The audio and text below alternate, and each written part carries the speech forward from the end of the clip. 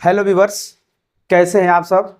आशा करते हैं कि आप सब मज़े में होंगे। आज आप सीखने वाले हैं एसएससी के बारे में। एसएससी क्या होता है? जैसा कि आपको पता है, अभी सोशल मीडिया पर एक गर्मा गर्म मुद्दा चल रहा है। पूरे भारत देश में एकदम शिक्षक और विद्यार्थियों द्वारा एसएससी के विरुद्ध प्रोटेस्ट हो रहा है कि एसएससी जो अन्याय कर रही है बच्चों के साथ, उस अन्याय को बंद करे और सरकार भी एसएससी के खिलाफ जो एग्ज़ाम कराती है, जो ठीक ढंग से कंडक्ट नहीं करवा रही है, और उपकरणों को जो कीबोर्ड, लैपटॉप, माउस ये सभी जो यूज होते हैं एग्ज़ाम में, ये एक अच्छे क्वालिटी का न देने से बच्चे परेशान हो जा रहे हैं। इसके बारे में लेकर सभी देश भर के सभी टॉप जो शिक्षक हैं, केजीएस के खान सर हुए, ज्ञान बिंदु के रोशन सर हुए, अभिनव सर, रंजन सर, ऐसे इस प्रकार के, नीतू मैम, ये सभी लोग मिलकर के सभी देश भर के प्रख्यात टीचर जो भी हैं, राकेश यादव सर जी जो मैथ के एकदम प्रकांड विद्वान हैं, ये सभी लोग धरना दे रहे हैं और प्रोटेस्ट कर रहे हैं इस बात पर कि एसएससी बच्चों के साथ न्याय करे, पेपर सही से करे और बहुत दूर सेंटर ना भेजे। तो इसी क्रम में हम आज सीरीज लेकर आए हैं एसएससी के बारे में। एसएससी क्या होता है, क्योंकि जो लोग अभी न्यू हैं, जो अभी पढ़ाई कर रहे हैं, उन्हें ज़्यादा जानकारी एसएससी के बारे में नहीं है। बस केवल वो 3 लेटर का नाम एसएससी एसएससी बस यही सुन रहे हैं। तो मैंने सोचा क्यों ना हम एसएससी के बारे में फुल डिटेल एक एपिसोड लेकर आएँ और एकदम बच्चों को अच्छे ढंग से बताएं, ताकि वो भी इसके बारे में कुछ जान पाएँ। क्लियर? तो आइए शुरू करते हैं आज का क्लास ज़बरदस्त स्टाइल में। तो सबसे पहले हम बात करते हैं एसएससी के बारे में। एसएससी क्या है? क्लियर? तो ध्यान दीजिएगा, एसएससी क्या है? तो एसएससी एक केंद्रीय भर्ती संस्था। एसएससी क्या है? एक केंद्रीय भर्ती संस्था है। क्लियर? जैसा कि आप यहाँ इसका लोगो, एसएससी का लोगो आप देख सकते हैं। यहाँ पर ऊपर सत्यमेव जयते लिखा हुआ भारत का राष्ट्रीय चिन्ह है। एसएससी का फुल फॉर्म क्या है? स्टाफ सिलेक्शन कमीशन, जिसका हिंदी होता है कर्मचारी चयन आयोग। क्लियर? तो अब बात करते हैं पुनः एसएससी क्या होता है। तो ध्यान दीजिएगा, एसएससी, क्लियर, ये इसका फुल फॉर्म होता है स्टाफ सिलेक्शन कमीशन, जिसको हिंदी में क्या कहते हैं? कर्मचारी चयन आयोग। क्लियर? तो एसएससी क्या है? एसएससी एक केंद्रीय भर्ती संस्था है जिसकी स्थापना 4 नवंबर 1975 को की गई थी।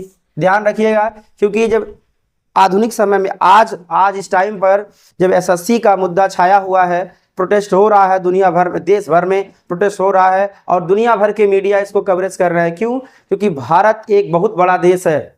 भारत बहुत बड़ा देश है और इस यहाँ पर जो भी घटनाएं होती हैं विश्व स्तर पर नेताओं द्वारा और मीडिया द्वारा उसका कवरेज किया जाता है। और भारत में एक संस्था, एक ऐसी न्यूज़ संस्था है बीबीसी, ब्रिटिश ब्रॉडकास्टिंग कॉरपोरेशन। ये न्यूज़ को क्या करती है? कवर करती है, पूरी दुनिया में फैलाती है। तो इसलिए आगामी जो भी एग्ज़ाम होने वाले हैं, आगामी जो भी एग्ज़ाम होंगे, एसएससी के बारे में क्यों प्रोटेस्ट कर रहे थे विद्यार्थी, टीचरों को क्यों एकदम भेड़ बकरियों की तरह वैन में भर कर थाने में ले आकर बंद किया गया, शिक्षक जो मांग कर रहे थे एसएससी से न्याय की, उनको भी जबरन जेल में ठूसा जा रहा है। तो जब गरमाया हुआ मुद्दा है तो सीधी सी बात है, आने वाली परीक्षाओं में कोई भी प्रतियोगी परीक्षा हो, यूपीएससी हो या फिर आगामी एसएससी एग्जाम हो या पीएससी हो, स्टेट लेवल कोई एग्जाम हो, टेट हो, सुपर टेट हो, कोई भी एग्जाम हो, बीएड हो, आने वाले 1-2 वर्षों में ये टॉपिक से क्वेश्चन जरूर उठाए जाएंगे। तो इसलिए आप इसको ध्यान रखिएगा। एसएससी की स्थापना कब हुई थी? तो याद रखिएगा 4 नवंबर 1975 को हुई थी और यह आयोग भारत सरकार के अधीन काम करता है। एसएससी किसके अधीन काम करता है? भारत सरकार के अधीन काम करता है। तो इस प्रकार आज के इस टाइम में जो एसएससी का प्रोटेस्ट हो रहा है कि अन्याय कर रही है, तो भारत सरकार को इस पर संज्ञान लेना चाहिए कि एसएससी सही एग्जाम, निष्पक्ष एग्जाम क्यों नहीं करा रही है। भारत सरकार का ये दायित्व बनता है कि एसएससी एग्जाम कंडक्ट कराने का जो ठेका लिया है एडिक्विटी, ये संस्था इसको पारदर्शिता रूप से कराए। लेकिन सरकार कहीं ना कहीं चूक जा रही है और बच्चों के साथ बहुत बड़ा ये अन्याय हो रहा है और ये बहुत बड़ा अन्याय है। बच्चों का भविष्य खतरे में है, खासकर पढ़ने वाले बच्चों का भविष्य खतरे में है, जो अपना जवानी जो अपना जवानी कुर्बान कर दे रहे हैं पढ़ाई में, लेकिन सरकार काम नहीं कर रही है उनकी भलाई में। क्लियर? तो ध्यान रखिएगा, ये एसएससी क्या है, भारत सरकार के अधीन ये एसएससी काम करती है और इसका मुख्यालय कहाँ है, तो याद रखिएगा एसएससी का मुख्यालय कहाँ है, नई दिल्ली में है। एसएससी का मुख्यालय नई दिल्ली में है। यही कारण है कि दुनिया भर के जो मीडिया कवरेज हैं सब दिल्ली की ओर अपना कैमरा लगाए बैठे हैं, कैमरा लगाए खड़े हैं, और भारत के सभी एजुकेटर, जितने टीचर हैं, भारत के सभी एजुकेटर और उच्च प्रतिष्ठित जो संस्था के जो मालिक हैं, वो सभी दिल्ली की ओर रवाना हो रहे हैं और दिल्ली में जाकर धरना दे रहे हैं ताकि बच्चों के साथ न्याय हो सके। क्लियर? जैसा कि मैंने आपको बताया, इसमें भारत के सबसे बड़े जो कोचिंग संस्थान है, जैसे KGS Khan GS research centre के जो ओनर हैं खान सर, वो भी है इसमें, विपिन सर मैथ मस्ती के टीचर, और नीतू मैम जो इंग्लिश के लिए फेमस है, राकेश यादव सर जो मैथ के विद्वान, प्रकांड विद्वान हैं, और इसी प्रकार आदित्य रंजन सर, और इसी प्रकार ये सभी देश के जाने माने शिक्षक, ये सभी आंदोलन में जा रहे हैं, न्याय कर रहे हैं, एसएससी से न्याय मांग रहे हैं, बच्चों के साथ न्याय हो, लेकिन प्रशासन उनको जबरदस्ती जेल में डाल दे रही है। और कहीं ना कहीं भारत सरकार इस बात को नज़रअंदाज कर रही है। भारत सरकार को इस बात पर गौर करना चाहिए कि यदि देश के बच्चों का भविष्य खतरे में है तो उस देश का भविष्य भी खतरे में है, लेकिन सरकार सोई हुई है, और इस सोई हुई सरकार को आंदोलन के जरिए ही जगाया जा सकता है, और सरकार को जगाने का काम केवल शिक्षक और शिक्षा से जुड़े लोग ही कर सकते हैं। तो आइए आप इस मुहिम में अपना एक योगदान दीजिए, और एसएससी के साथ एसएससी को की आंखों के ऊपर जो पट्टी लगी है, इसको खोलने के लिए आप प्रोटेस्ट में हिस्सा लीजिए, और क्या करिए, और लोगों में जागरूकता फैलाइए, और आने वाली सरकार को ऐसी सरकार चुनिए जो शिक्षा के ऊपर पुरजोर ध्यान दे। क्लियर? तो आइए अब बात करते हैं अब बात करते हैं कि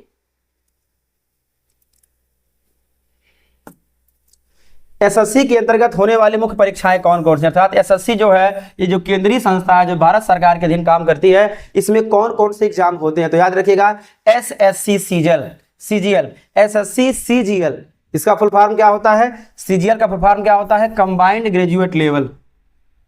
सीजीएल का फुल फॉर्म क्या होगा, कंबाइंड ग्रेजुएट लेवल।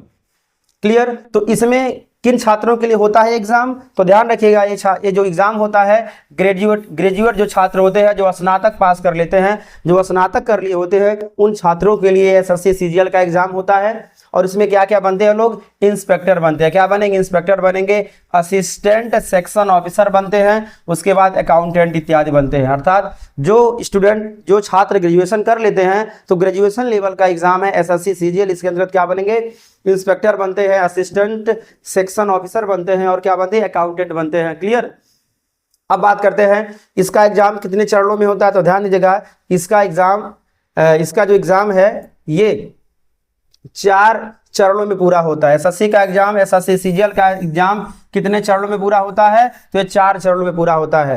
ये कौन है, टीयर 1, 2, 3, यानी 1 फर्स्ट सेकेंड थर्ड, ये होते हैं डिस्क्रिप्टिव होते हैं, वर्णनात्मक रूप से इसमें रिटन एग्जाम होता है। और फोर्थ जो होता है वो स्किल टेस्ट होता है। क्या होता है, फोर्थ जो होता है स्किल टेस्ट होता है, आपके स्किल अर्थात कौशल का परीक्षण होता है। अर्थात 4 टेस्ट देने के बाद बच्चे एसएससी सीजीएल के नौकरी के लिए एलिजिबल हो जाते हैं, लेकिन इतनी मेहनत करने के बावजूद भर्तियां निरस्त कर दी जाती हैं, पेपर लीक हो जाते हैं, और इस प्रकार इतना दुर्व्यवहार बच्चों के साथ किया जा रहा है। भारत के जो भविष्य हैं बच्चे, शिक्षा जो जीवन का आधार है, उसी शिक्षा को बर्बाद किया जा रहा है, और उन्हीं बच्चों के भविष्य को बर्बाद किया जा रहा है जिनकी बदौलत आगे देश का भविष्य तय होगा। लेकिन सरकार इस पर अपना ध्यान नहीं दे रही है। अब बात करते हैं हम एसएससी सीएचएसएल, ये दूसरा एग्जाम होता है एसएससी सीएचएसएल। ये क्या होता है, तो कंबाइंड हायर सेकेंडरी लेवल का एग्जाम है। एसएससी सीएचएल क्या है, तो एसएससी सीएचएसएल क्या है, कंबाइंड हायर सेकेंडरी लेवल, अर्थात ये 10+2 का एग्जाम है। ये क्या है, एसएससी सीएचएसएल क्या है, 10+2 के लिए एग्जाम है, अर्थात 10वीं और 12वीं में पढ़ने वाले बच्चों के लिए एग्जाम है। कौन कौन से एग्जाम है, 12वीं पास के लिए कौन एग्जाम है, ये एलडीसी है, डीईओ है, डाटा एंट्री ऑपरेटर है, पोस्टल असिस्टेंट है। ये पोस्टल असिस्टेंट, टीईओ और एलडीसी, ये भी एक प्रकार का पद होता है। तो इन सभी के एग्जाम में, इन सभी के एग्जाम के लिए कौन सा एग्जाम होता है? एसएससी सीएचएसएल का एग्जाम होता है इन पदों के लिए। क्लियर? तो आप यदि 12वीं में हैं तो इन सभी पदों के लिए आप तैयारी कर सकते हैं। क्लियर?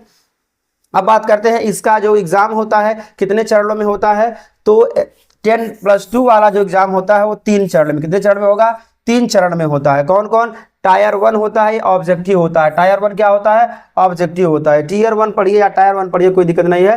टीयर पढ़िए या टायर पढ़िए, जो आपको समझ में आ जाए आप वही पढ़ लीजिए। क्लियर? तो 10+2 का एग्जाम कितने चरणों में होता है? कितने? तो ध्यान रखिएगा, इसके 3 चरण होते हैं। ये कौन है? ये है टीयर 1 में है, ये ऑब्जेक्टिव होता है, वो विकल्पी होगा।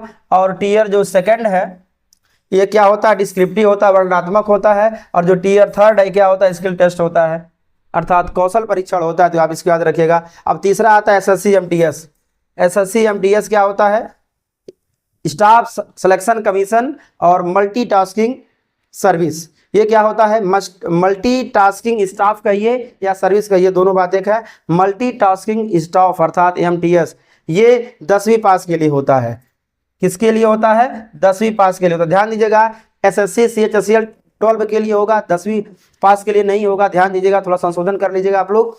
एसएससी एमटीएस जो है 10वीं पास विद्यार्थियों के लिए होता है। और इसमें पद कौन कौन होते हैं? तो चपरासी का पद होता है, और कौन होता है? सफाई कर्मी का पद होता है, हेल्पर का पद होता है। क्लियर? तो एसएससी एमटीएस में 10वीं लेवल के बच्चे, जो 10 बच्चे, जो बच्चे 10th पास हो जाते हैं, 10वीं पास करने के बाद आप एसएससी एमटीएस का एग्जाम दे सकते हैं। और 12th पास करने के बाद आप एसएससी सीएचएसएल का एग्जाम दे सकते हैं। और ग्रेजुएट पास होने के बाद आप एसएससी सीजीएल का एग्जाम दे सकते हैं। तो एसएससी एमटीएस के एग्जाम 10 के बच्चे दे सकते हैं। और किस पद के लिए? तो चपरासी के लिए, सफाई कर्मी के लिए और हेल्पर के लिए दे सकते हैं। और इसका पेपर जो होता है, जो एसएससी एमटीएस का पेपर होता है, वो 2 चरणों में पूरा होता है। पहला होता है ऑब्जेक्टिव एमसीक्यू क्वेश्चन होता है, और दूसरा क्या होता है? दूसरा होता है डिस्क्रिप्टिव अर्थात वर्णनात्मक होता है। क्लियर? तो आप इसको याद रखिएगा। तो जो बच्चे यहाँ पर 10वीं पास हैं इसको आप देख सकते हो वैकेंसी, जो 12 पास इसको देख सकते हैं, और जो ग्रेजुएट हैं आप इसको देख सकते हैं। क्लियर? तो आइए बात करते हैं जो एसएससी, एक चौथा है एसएससी जीडी। चौथा क्या है? चौथा है एसएससी जीडी। एसएससी जीडी क्या है? General deputy constable, general deputy duty. ध्यान दीजिएगा, हमने गलत बोल दिया। एसएससी जीडी में कौन, ये क्या है? एसएससी जीडी का फुल फॉर्म क्या है? तो general duty constable.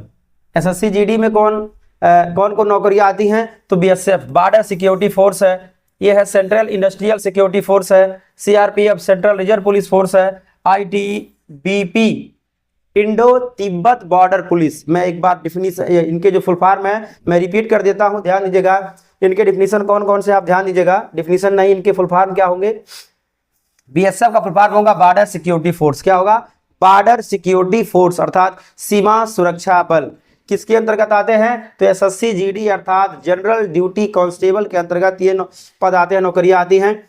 CISF central industrial security force, इसमें इसका फुल फॉर्म है। सीआरपीएफ का होता है सेंट्रल रिजर्व पुलिस फोर्स, इसको याद रखिएगा। और आईटीबीपी क्या है? इंडो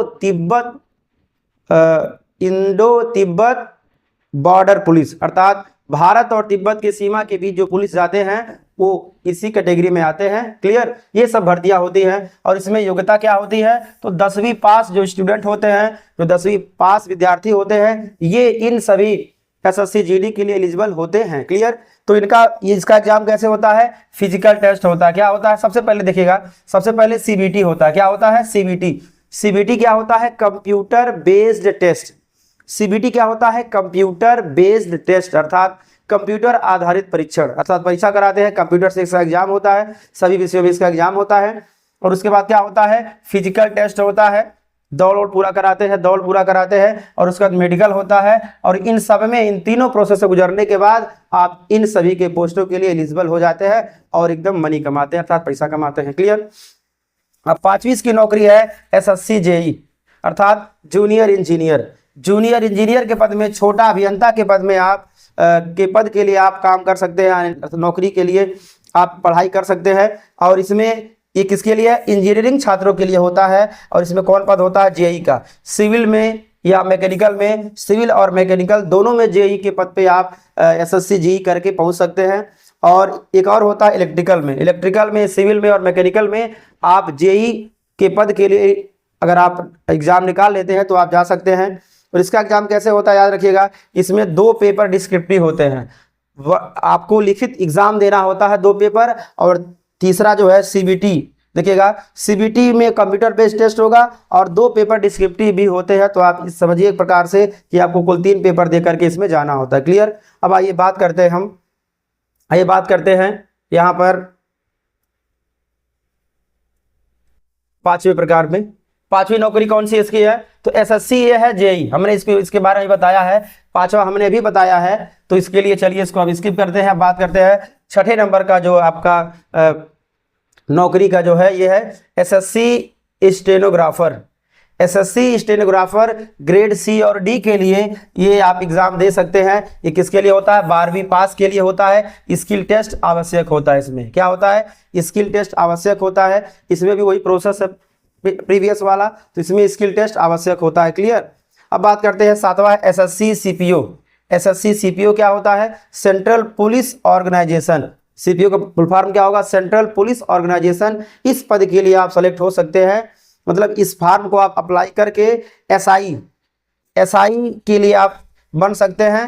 कहाँ के एसआई, दिल्ली पुलिस, CAPFS आप हो सकते हैं। और ग्रेजुएट छात्रों के लिए क्या है, ध्यान दीजिएगा, ग्रेजुएट छात्रों के लिए क्या है, इसमें ये एग्जाम होता है CBT, पेट, PST या मेडिकल, इन सब में एग्जाम करके आप ये सभी एग्जाम को पास करके ही आप ऐसा पद एसआई दिल्ली पुलिस का पद आप ले सकते हैं। क्लियर।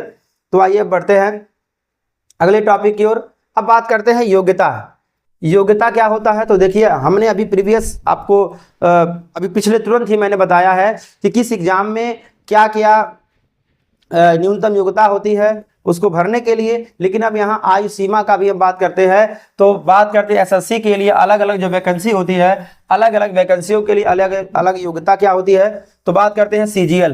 तो सीजीएल में क्या होना चाहिए, आपका ग्रेजुएशन कंप्लीट होना चाहिए और आपकी जो एज लिमिट कितनी होनी चाहिए, 18 से 32 वर्ष की अगर के बीच में है तो आप, और ग्रेजुएट हैं तो आप एसएससी सीजीएल का एग्जाम दे सकते हैं। याद रखिएगा CHSL के लिए आपकी पढ़ाई 12वीं पास होनी चाहिए और आपका उम्र 18 से 27 होना चाहिए। आप याद रखिएगा, यदि आप इस एज में आते हैं तो आप पढ़ना शुरू कर दीजिए। MTS के लिए 10वीं पास होना अनिवार्य है और 18 से 25 वर्ष के बच्चे पढ़ने वाले छात्र इसके लिए अप्लाई कर सकते हैं। GD इसके लिए 10वीं पास होना अनिवार्य है, 10 पास होंगे तभी भर सकते हैं और 18 से 23 इसका उम्र होना चाहिए। क्लियर। अब बात करते हैं जेई। तो जेई में आप डिप्लोमा किए होंगे, BE किए होंगे, बैचलर ऑफ इंजीनियर किए होंगे या बीटेक किए होंगे, बीटेक। तो यदि आप BE, बीटेक या डिप्लोमा किए हैं तो आप जूनियर इंजीनियर के पद के लिए एलिजिबल हैं, आप उसको फॉर्म भर सकते हैं। और इसका उम्र कितना है, एज लिमिट 18 से 32 है। अब बात करते हैं स्टेनोग्राफर। ये शॉर्टकट लिखा गया है, स्टेनोग्राफर 12 पास होना चाहिए प्लस आपके पास कोई स्किल टेस्ट होना चाहिए। क्लियर। टाइपिंग, इंग्लिश टाइपिंग या हिंदी टाइपिंग जैसा इस मीडियम में आप पढ़ते हैं उसके लिए आपको इंग्लिश और या हिंदी टाइपिंग आना चाहिए, स्पीड बहुत फास्ट होना चाहिए और 18 से 30 वर्ष का आपका एज लिमिट है स्टेनोग्राफर बनने के लिए। क्लियर। तो आइए बढ़ते हैं अगले टॉपिक की ओर। अब हम बात करते हैं एसएससी परीक्षा का पैटर्न क्या होता है। एसएससी परीक्षा का पैटर्न क्या होता है, और पैटर्न लगभग सभी का सेम होता है। बस मैं आपको एक एग्जांपल लेकर बताता हूँ एसएससी सीजीएल का। एसएससी सीजीएल का एग्जांपल एक बताते हैं। तो इसमें जो टियर 1 होता है, जो चरण 1 होता है, चरण 1, टियर 1 क्या हुआ, चरण 1, तो CBT मोड में होता है। क्या होता है, CBT मोड में, कंप्यूटर बेस्ड टेस्ट। क्या होता है, computer based test. Clear. Computer based test अर्थात कंप्यूटर आधारित का परीक्षा होता है।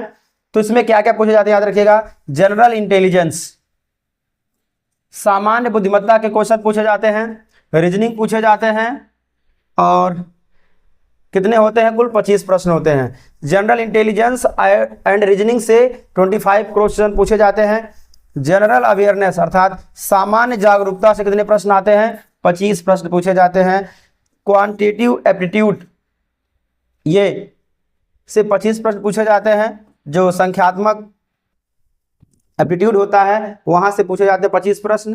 क्लियर। अब बात करते हैं इंग्लिश कॉम्प्रिहेंशन, अंग्रेजी गद्यांश पद्यांश, अंग्रेजी गद्यांश से कितने प्रश्न पूछे जाते हैं, 25 प्रश्न पूछे जाते हैं। और बात करते हैं कुल कितने प्रश्न का होता है एग्जाम, तो 200 अंक का होता है, 60 मिनट का होता है। बाकी प्रश्नों को आप जोड़ लीजिए, 25 25 50 या 75 चौका 100 क्वेश्चन 1 घंटे का, कुल 200 अंक का एग्जाम होता है। क्लियर। तो जनरल इंटेलिजेंस एंड रीजनिंग पूछे जाएंगे, जनरल अवेयरनेस पूछा जाएगा, क्वांटिटेटिव एप्टीट्यूड पूछा जाएगा और इंग्लिश कॉम्प्रिहेंशन इन सब में पूछे जाते हैं। ये सीबीटी बेस्ड यानी कंप्यूटर बेस्ड टेस्ट एग्जाम होता है और ये टीयर 1 का है। टीयर 1 का ये है कि ये पूछे जाते हैं। अब आइए बात करते हैं टीयर सेकंड में क्या होता है, तो ध्यान दीजिएगा। टीयर सेकंड में कुल 4 पेपर आपके सामने यहाँ पे होते हैं, देखिएगा ध्यान से। पेपर 1 में क्या होता है, क्वांटिटेटिव एबिलिटीज पूछा जाता है। पेपर सेकंड में इंग्लिश लैंग्वेज पूछा जाएगा। पेपर थर्ड में स्टैटिक्स पूछा जाएगा, कुछ पोस्ट के लिए पूछा जाएगा, सबके लिए नहीं है। और पेपर फोर्थ में है general studies, finance and economics से रिलेटेड पेपर 4 पूछा जाता है। क्लियर। तो आप अगर आप एसएससी सीजीएल की तैयारी कर रहे हैं तो आप इन सभी को आप ऐसे समझिए और आप बढ़िया से अभी से ही लग जाइए। क्लियर। अब आइए हम बात करते हैं तैयारी करें कैसे हम। क्लियर। तो तैयारी करें कैसे, तो सबसे पहले तैयारी करने के इसको आपको बेसिक ज्ञान होना चाहिए। और बेसिक ज्ञान के लिए आपको क्या पढ़ना होगा, एनसीईआरटी पहले आपको पूरा खंगालना होगा। एनसीईआरटी, यदि आप एसएससी सीजीएल की तैयारी में हैं तो एनसीईआरटी को आपको पहले बढ़िया से पढ़ना होगा। सामान्य ज्ञान की किताबें जैसे लूसेंट की होती हैं, लूसेंट और अरिहंत की को पूरा बढ़िया से, लूसेंट और अरिहंत की सामान्य ज्ञान की जो जीके की बुक होती है पढ़ना होता है, और एनसीईआरटी पूरा पढ़ डालिए। और उसके बाद मैथ और रीजनिंग की प्रैक्टिस करिए। क्या करिए, मैथ और रीजनिंग 10th लेवल का मैथ रीजनिंग एडवांस लेवल का बढ़िया से लगाइए। क्लियर। अब डेली करंट अफेयर को आप रीड करिए, डेली करंट अफेयर रीड करिए, क्योंकि करंट अफेयर ज़्यादा पूछे जाते हैं इसमें। करंट अफेयर तो इसमें क्योंकि और सभी जो सेक्टर होते हैं सबका लगभग कॉमन होता है, और सिलेक्शन में करंट अफेयर जिसका जितना बढ़िया से उस पर कमांड रहेगा वो उतना बढ़िया से एग्जाम निकाल ले जाएगा। अब मॉक टेस्ट खूब दीजिए। आप क्या करिए, आप पढ़ते रहिए और मॉक टेस्ट डेली दीजिए। प्रीवियस ईयर जो पेपर होते हैं, जो प्रीवियस ईयर क्वेश्चन पेपर होते हैं, उसको खूब ज़्यादा लगाइए। The more you practice the more you know. Clear. अब एसएससी के लिए जो स्पेसिफिक एप्स जो है उसको आप जा सकते हैं। ऑनलाइन जो है, ऑनलाइन प्लेटफार्म से आप पढ़ सकते हैं, ऑनलाइन प्लेटफार्म से आप पढ़ सकते हैं। जीके जीएस आप बुक से पहले पढ़िए, एनसीईआरटी पढ़िए, उसके बाद जो आपको जिस ऐप से आप पढ़ना चाहें, जिसके पास पढ़ना चाहें आप पढ़ सकते हैं, लेकिन पहले आपको इतना सब कंप्लीट करना होता है। क्लियर। तो आप जीके और करंट अफेयर हमारे चैनल यूट्यूब चैनल एमए वाला पर भी आप पढ़ सकते हैं, क्योंकि अभी हम धीरे धीरे इस चैनल पर और ज़्यादा कॉम्पिटिटिव एग्जाम से रिलेटेड सभी टॉपिक्स को हम अपलोड करेंगे बारी बारी से। क्लियर। तो आप यहाँ से भी कुछ तैयारी कर सकते हैं, केवल जीके और करंट अफेयर का, बाकी और तैयारी आप दूसरे जगह से कर सकते हैं। क्लियर। अब आइए हम बात करते हैं एसएससी के फायदे क्या हैं। अगर एसएससी हम करें तो क्या फायदा होगा, तो देखिए एसएससी क्या है। एसएससी एक नौकरी देने का एक संस्था है जो क्या करती है, एग्जाम कराती है और एग्जाम करा करके आपको नौकरी देती है। क्लियर। तो सरकारी नौकरी, एसएससी के क्या फायदे हैं, तो सरकारी नौकरी आप इससे मिलेगा यदि आप एसएससी का कोई एग्जाम देते हैं, पास कर लेते हैं। स्थायित्व जॉब हो जाता है, आप जॉब की सिक्योरिटी हो जाती है, आप एकदम मस्त मौले हो जाएंगे क्योंकि आपको कुछ पैसे मिलने लगेंगे अब। क्लियर। और अच्छा वेतन और भत्ते मिलेंगे, दर दर की ठोकरें नहीं खाना होगा, और प्रमोशन भी आपका होता है, प्रमोशन पे प्रमोशन होगा, और ग्रेड पे सिस्टम पर आपको खूब पैसे मिलेंगे, पेंशन और अन्य सुविधाएं मिलेंगी। यदि आप एसएससी एग्जाम में सेलेक्ट हो जाते हैं, एसएससी एग्जाम कोई पास कर लेते हैं, तो आपको क्या मिलेगा, खूब सारा पैसा मिलेगा, आप कमाई करेंगे, आराम से जीवन जिएंगे। क्लियर। अब आइए बात करते हैं, तो आज के लिए बस इतना ही। Thanks for watching my video.